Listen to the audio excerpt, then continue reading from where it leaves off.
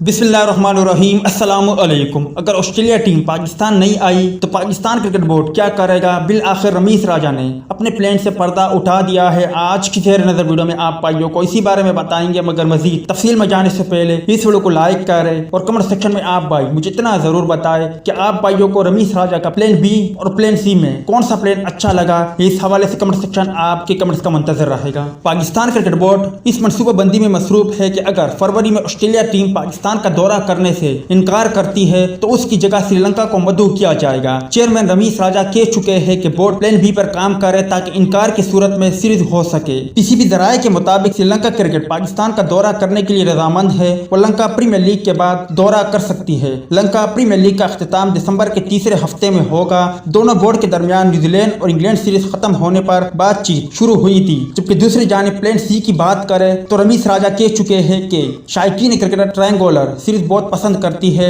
इसलिए हमें एक ट्रायंगुलर सीरीज करवानी होगी। जिसके लिए देखा जाए तो वेस्टइंडीज टीम पाकिस्तान आने के लिए रजामंद है। इसके अलावा श्रीलंकन टीम भी पाकिस्तान आने के लिए रजामंद है। इसी को मद्देनजर रखकर देखा जाए तो 3 मुल्की सीरीज कराई जा सकती है, जिसमें श्रीलंका, वेस्टइंडीज और पाकिस्तान, या फिर श्रीलंका, बांग्लादेश और पाकिस्तान शामिल होगी। उम्मीद है दोस्तों कि आज के मुख्तसर वीडियो भी आप भाइयों को पसंद आई होगी।